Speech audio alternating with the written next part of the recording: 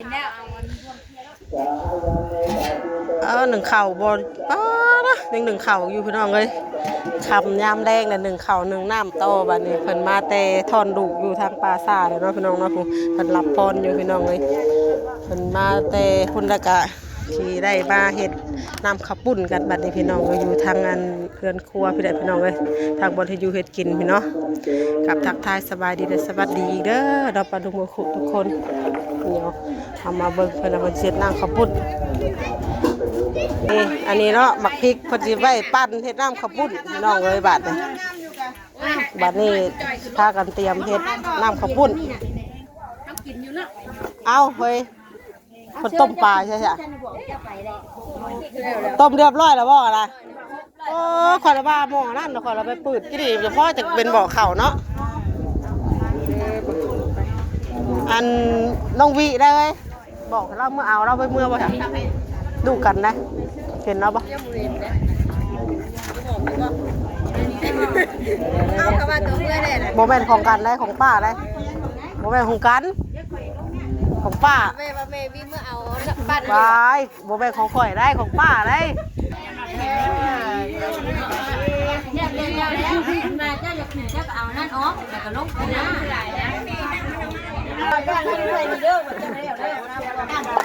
โอ้เด้อเนาะเต้เอาไปดูทอนเยอะไทยเด้อเนี่ยยันว่ามืดดูคนมืดหาแต่ทอดดูแลมาอันเฮ็ดด้วยน้ำข้าวปุ้นต่อบัดนี่กับเลยเขาเป็นผู้กำกับเนาะอย่าให้พวกพ้องหน้าที่เขาได้เป็นแผนกผู้กำกับมานี่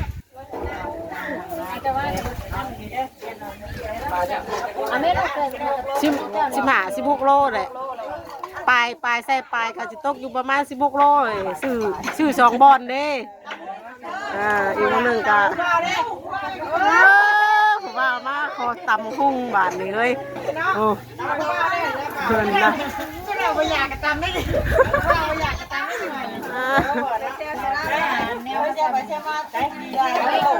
เอามันทันได้เลยเดือน4 เดือน6เลยเอากระตำหน่อยบนยังไงมันไปนั่นแม่บนกระตำอีกได้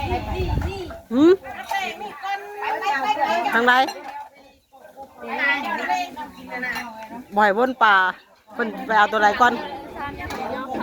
ย่อเขาก่อนบ่ข่าวไปหาข่าวไปเพิ่นผมบอกลูกน้องว่าเดี๋ยวนี้นะสบายดีนะใจได้กว่า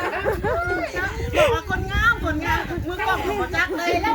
บอกตลอดได้คือหน่อยแล้วอวยจะตัวเองยังไงอวยใช่แล้วกินเลยคิดว่าอวยคนงามบ่เนาะ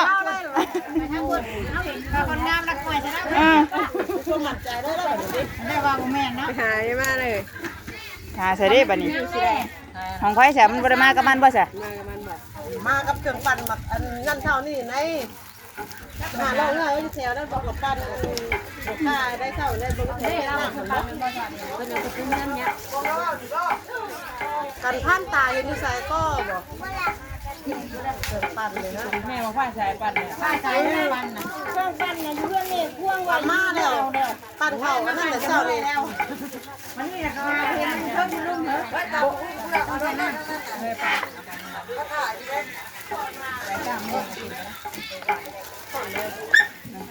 ยัดที่หัวเลยย่าแบบมีขึ้นมีสิ้นมันปลาข้อมาแล้วมีสิ้นเนี่ยอ้าวมันใช่เฮ้ยเบิร์ดตะบอเนี่ยยังน่ะลูกห้างขึ้นแต่หัวมันนี่คือว่าลูกห้างมีสิ้น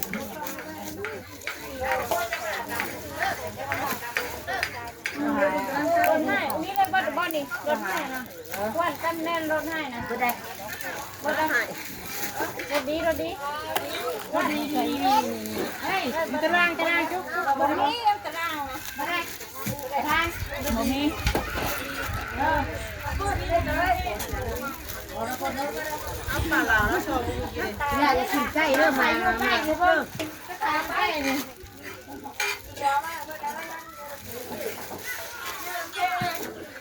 ข่าวมุ้ยปักเลยแถวนี้ข่าวเป็นไงบ้างเป็นไงน้ำหาเจียดได้มาเลยเนาะ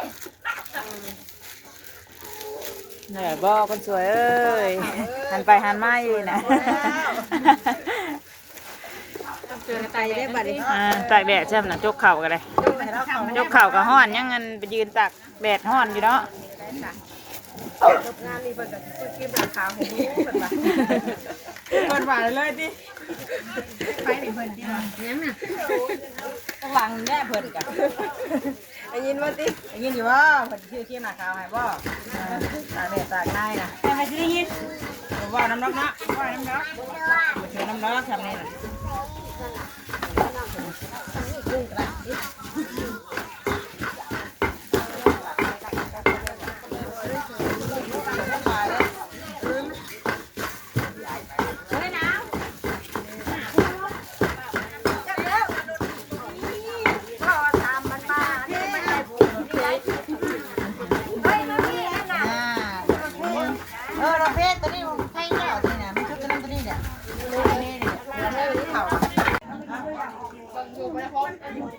แล้วเลย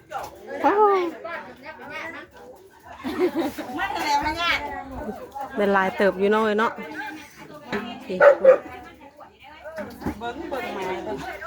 ยังใส่เกลือแท้ไหมเป็นเจ้ายังใส่นะห่าน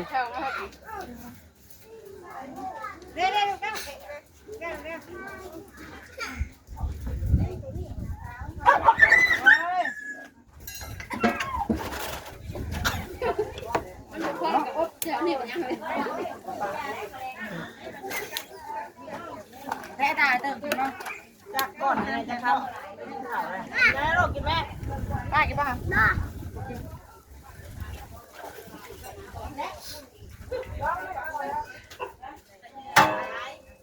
กินข้าวหรือก็แพงแม่ทำนี่ได้สบายเดือนแม่เด้อแล้วลูกพอดีแม่น้ำพุดแล้วก็น้ำพุดเราปั่นตื้อจะได้ไปเบิ่งทางปั่นหูเจ้าของมันเปิดยังไงเอายังเอาเปิดไปได้ทางแม่น้องนี่เพิ่นปั่นอยู่ตื้ออยู่ทางผูกับแม่น้องอินเตอร์สบายดีจ้าคนสวยสองสาวมาดีอยู่พี่เครื่องปั้นจ้าบ่นี่นะของป้าว้าวจ้ามาอีกจังอันนึงโมมีช็อตดาวมือนั่นช็อตได้ของข่อยนั่นช็อตมืออันว่ามาปั้นขนมมุกมือเพื่อนแม่อันน้ำหันช็อตเลยที่ว่ามีอีกจังอันนึงพอดีว่ะปั้นเลยกันแล้วนะใจเย็นใจเย็นเพลงอยู่บ่บ่อยากกันไรแล้วติอะไรต้องเอาน้ำใส่น้ำบ่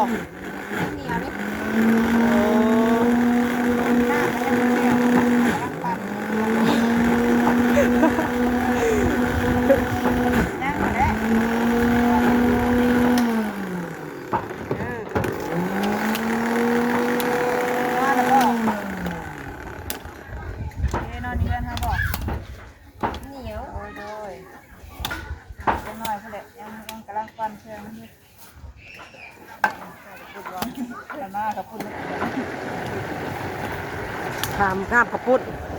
หรือว่าลูกไห่บ่ลูกไห่บ่คือยังบ่ลูกก็นอนแล้วปันมานั่งขพุดมากินแน่บ่แล้วกำลังปั่นอยู่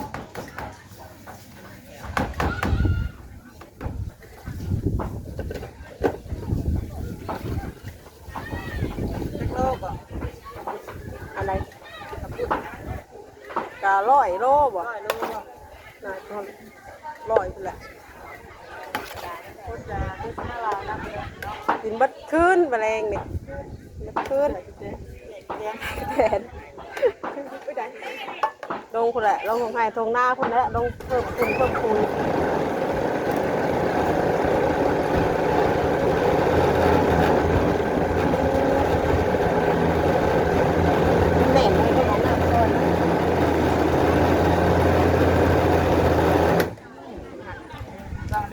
เนาะแม่นแล้วราคาตาข้าวมันไหนข้าวแรกมันไงล่ะเมื่อไหร่ ว่าน่ะไปคักแท้เลยน่ะรั่วอยู่ เวลาเขาตักใส่ปลาน้ำข้าวปุ้นนะมันจะเป็นตอนปลาเนี่ยเนาะแต่ว่าไม่ต้องเด็กกัน เฮ้ยมีหัวคานะบ่มี ปั้นได้ไหม อ๋อบ่มี ข้าแบบว่าต้องเสร็จตอนเลยค่ะเสียบเนาะนั่นในหยำนั่นแหละเพื่อเป็นปั้นแล้วเดินบอก ปั่นแต่ว่าจักเพิ่นสลับสิ้นบ่ได้จ้ะเพิ่นว่าอันสิจงไว้อยู่เพิ่นว่าหาทางเบิ่งแล้วเพิ่นสิเอาไว้อยู่แล้ววะ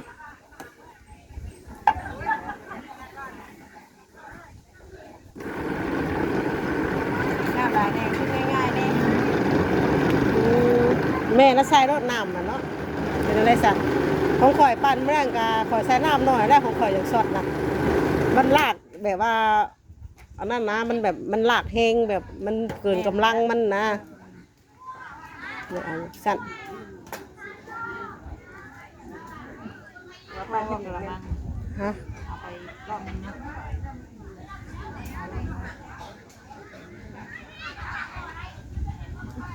ดอกม่วงนะดอกม่วงก็ล้นเนาะอยู่หมองม่วงอ๋อเรายังเว่าอยู่ คนถ่วงไปไรแห้งล้นเราอะเอากับแห้งถ่วงของเราชิมือเออ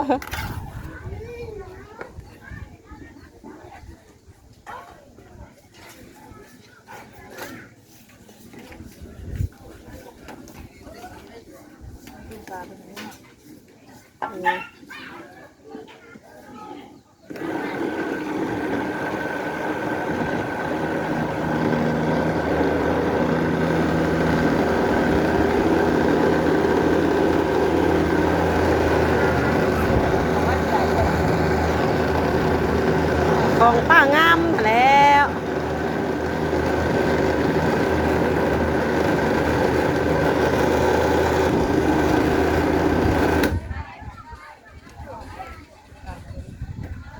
เรือไปจักเลยน้อยเนาะ ตอนนั้นจะ จะเรือวะหาแน่มาใส่อีกวะ เอาไปเทใส่รถ จังแล้ว เอากระมังดู เพิ่นสิขัวแล้วว่าหมอต้องหากระมังไงมาใส่บ่ไปหา สิบัน วันหนึง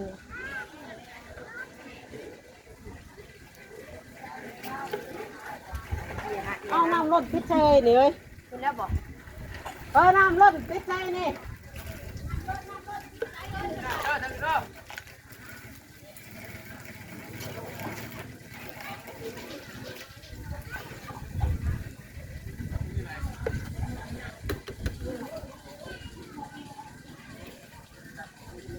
ของเพื่อนได้เดี๋ยวได้หน่อย ฮะ ของเพื่อนจริงๆเนี่ยแม่ลงให้ได้นะแม่ จักพิเศษนะ ของใครล่ะเคยเชื่อบอก เลยซื้อจักเดี๋ยวให้ปลากับปั้นบ่ บ้านเป็นต จัก ำพอได้ ไปใส่ไหมเอาให้มาน้ำมะเอาน้ำอีกก่อนปลาเพิ่นสิตำมาน่ะคนตำก็งามซ้ำน่ะเพิ่นเลยให้ตำ เส้นอะไรจะตำนะจะเชื่อคนงามคนสวย แล้วยังจะว่าให้คนงามอ้าวขนาดอันว่าให้คนจับกล้องให้เขาก็ยังว่าให้หาแน่แต่คนงามๆเฮาอ่ะ เชื่อกันเรื่องวะเดี๋ยวไอ้ปีงาม เนาะไม่ได้ก็งามไม่ได้ค่ะก้นขี้วิตขี้เบี้ยวก็งาม โอ้ยแต่เนาะ ไอ้ จะได้กันงามคนเรา อะไรก็งาม น้ำใช่ไหมวิวน้ำ ท น้ำคนงามเมื่อไรก็ตำปลาต่อวะงามเลยดิงามบ่เขาจะได้ข้าวยาวเขาจะมัน ำเฮ้ยอันนี้บอก โอ้ยเนาะ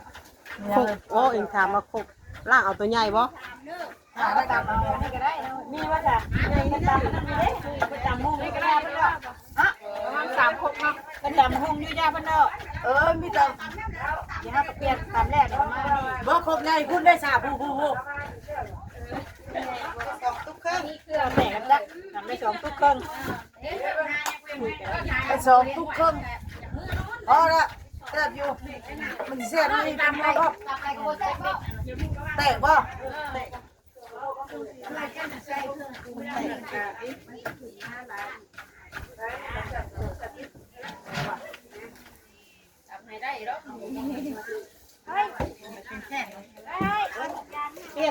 ไปเฮ้ยน้องไปก้องบัตรบ่จะเมื่อยกับเปลี่ยนกันมันบ่มีอันโคกเด้ ไปที่มาจับน้ำกันเนี่ยกันรู้อยู่บ่เอาไปทานแต่น้ำเลยนะหนัก6 โคกแตกได้เปล่าปั้ว2 บาทพล่างเลยมันบินเด้เอาเลยไผอันนั้นน่ะไป ให้เกิดอะไรเลย ไผยังไงเอ้ย ลงทางขึ้นแล้วทางขึ้นคือจะใช้แล้วเข้าไป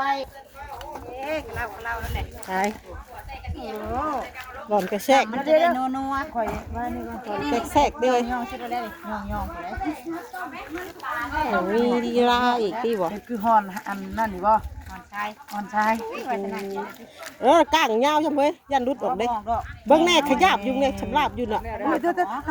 บ่บ่ได้ แน่สำราบอยู่ บ่ได้เบิ่งเอาไปแล้วกับลนนั่งดูแบบนี้ว่าออกลงแล้วจักอยู่น่ะ มันพี่น้อยนะครับตามเอาหัวมันมาต่อ ค่อยๆบ่เฮ้ยเอาไปนี่เอาจอ เอา บ่ ต้อง จอ ตั้งเพิ่งเลย จับ เอายัง เอามากระโดดสวยก็ได้เอาไปเป็นอย่างก็ไม่ถ่ายคนงามเฮ็ดว่า เป็นงานเพชรมันจะได้ชิแซ่บเด้ตอนได้แต่เก่า เดี๋ยวใส่เป็นนัวเด้อใส่ เดี๋ยวใส่เป็นนัวเด้อแซ่บบ่ลองเบิ่งได้เขาสิว่าอันอะไร แต่คือเก่า แซ่บก็เยอะเป็นไหนเอาให้เรามาเฮ็ดอีกสิแต่ว่าที่ไหนก็เฮ็ดเด้อคนที่ได้เฮ็ดว่ามันบ่ออก ต้มเป็นขานี่ ต้มยังเฮ้ย ถ้าต้องตักออกบ่ อบกระดูก เห็นได้ห้าต้องโปงให้น้ำเขาพูดก่อนบอก ข่อยก็เราเอานะได้ยินน้ำหูหลังนี่ตรวจอยู่นี่ได้กินน้ำหูหลังซื้อได้ ไม่ได้ออกได้มันทีแง่งทีบ่โอ้ตีเฮาสิแง่งซ่านี่มาเอาเจียวมาตักเอา ได้เนื้อมันเลยของมันประจำเนาะ ตำแล้วนี่นะ ฮะ แล้วเนื้อมันยังอยู่กลาง ก้าง ได้เคย พอแล้ว นัวมันนะ มันน้ำนัวมันกาวนั่นแหละนั่งกับเมื่อเกลือหมูกระมาน้ำมือ นี่เฮ้ย มันบ่ก้าง เอ้ยน้ำมันนี่ได้น่ะรู้ได้อยู่น่ะ หมูมากระมาน้ำมือเจ้า เอ เนาะ ้ย ก้างออกได้ก้างลูกได้เลย พอ เมื่อว่ะ ได้ไป อืม ไปมาเดี๋ยวพ่อให้พ่อ บ่ได้เพิ่มอีกบ่เฮ้ยน้ำ เฮ้ย มันสิพ่อบ่ เอาเดี๋ยวเพิ่นเพิ่มน้ำหลัง ถ้าคนใส่ บัดเพิ่นย่อเข้าไปเตาก่อน 100 โลนึงก็จะเรามาตัก ร้อยเลยใส่เครื่องเนาะ ร้อย ใช่ว่ากับเพิ่นมาตำ อันนี้ก็ยังขุ่นนั่นแหละเฮ้ยน้ พอผสม ำคะแนนน้ำก้างซื้อก็ยังเข้มข้นนั่นแหละ หัวน้ำหนาใส่ให้ได้ เอ เนาะ ออังตัง ลงไปเนี่ยโอ้ อังตังเราจัดดิมาดิมาต่อตำมันเนื้อมันต่ออีกบาทดิ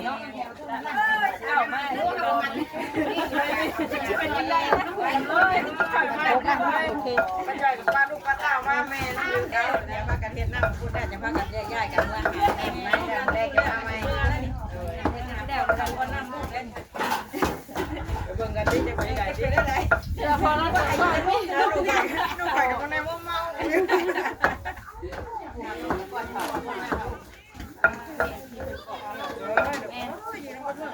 ที่เลยเทรูปเลย น้ำดำอยู่ยังไง เอาเอาตัวนั้นใส่ ปลาอยู่ ถ้าได้ยินเสียงตู้ยังทำได้ดิ จะบอกว่าจะ ขนาดทุกอย่างเย็นเลย เจ๊ปลานะ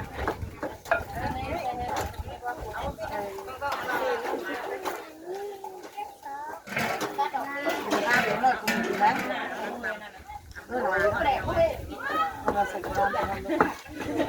ทำเลย มาประเด็นได้เนาะ